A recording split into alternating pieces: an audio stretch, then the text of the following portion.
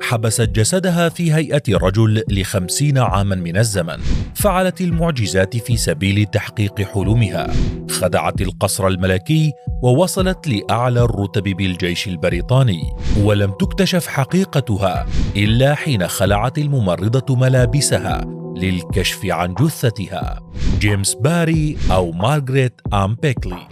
المرأة التي خدعت القصر الملكي. ولدت مارغريت آن بيكلي في أيرلندا، ولا يعرف تاريخ ولادتها بالضبط، لكن يرجح بأنه عام 1799 لأسرة تنتمي للطبقة المتوسطة، وهي شقيقة الفنان الأيرلندي المشهور جيمس باري. منذ صغرها اهتمت بالعلم ووضعت طموحا بأن تصبح طبيبة، لكن طموحها اصطدم بقوانين ذلك العصر التي منعت النساء من الدراسة في الجامعات وقصرت دورهن في المجتمع على أعمال الخدمة وما يشابهها، لتجد مارغريت الحل الذي أنقذت فيه طموحها في العمل كطبيبة وجراحة كما ترغب. فاتفقت مع أمها وأخوالها أن تنتحل شخصية خالها المتوفي جيمس بيري، فارتدت ملابس الرجال وقصت شعرها. بالبداية واجهت مشكلة في نعومة صوتها، لكنها ما لبثت أن تعودت على تغليظه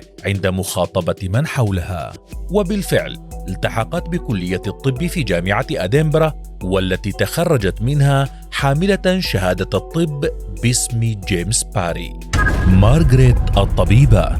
بعد حصول مارغريت على شهادة الطب انتقلت إلى لندن، ومنذ الآن سندعوها جيمس، الذي نجح في امتحان الكلية الملكية للجراحين في إنجلترا، ما أهله للانضمام للجيش البريطاني برتبة ضابط ومساعد طبيب. وقد أمضى سنوات خدمته الأولى في الهند وجنوب أفريقيا، حيث أجرى أول عملية ولادة قيصرية في الهند، فذاع صيته بين الأفارقة وغيرهم، لينتقل للعمل في جزر الهند الغربية، حيث حصل على رتبة الضابط المسؤول عن الخدمات الطبية، وقد حقق إنجازات طبية كبيرة، إذ استطاع أن يكشف الدور الأساسي للنظافة الصحية بالمجال الطبي، ما جعل عدد الذين يتعافون من مرضاه خيالياً مقارنة مع الحالات التي كانت تنتهي بالوفاة في ذلك الوقت، وذلك لأنه ربط بين إهمال النظافة والكوليرا والجذام، المرضان اللذان كان الموت يحصد بسببهما العشرات في أفريقيا.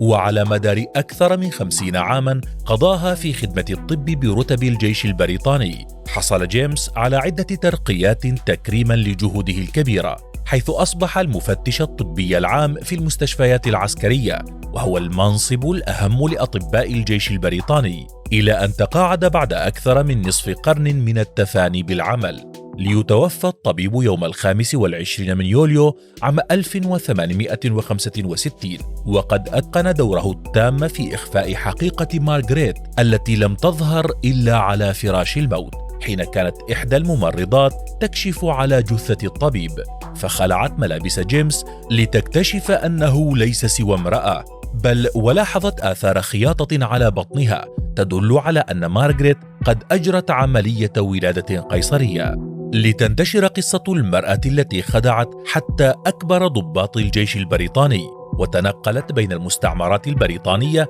دون أن يستطيع أحد كشف حقيقتها، ما اعتبر فضيحة كبيرة للجيش البريطاني الذي خجل حتى بالاعتراف بخدمات هذا الطبيب، وحاول إخفاء اسمه تماما حتى عام 1950، حين استطاع طبيب جنوب أفريقي يسمى مايكل دوبريز كشف حقيقة قصة جيمس العجيبة، وذلك بعد تتبع المراسلات الخاصة بمارغريت، والتي تم التوقيع عليها من الخارج باسم جيمس باري، بينما كانت الخطابات من الداخل موجهة لمارغريت، ليكتشف مايكل شخصيتها الحقيقية. وبعد سنوات لمع اسم مارغريت الحقيقي كأول طبيبة امرأة في إنجلترا تخلت عن أنوثتها تماما، ورضيت العيش في زي رجل، واستطاعت خداع النظام الملكي وكبار ضباط الجيش البريطاني في سبيل تحقيق هدفها بالعمل بمهنة نبيلة تخدم من خلالها الإنسانية جمعاء. فحققت إنجازات كبيرة في مجال التعقيم والنظافة الصحية،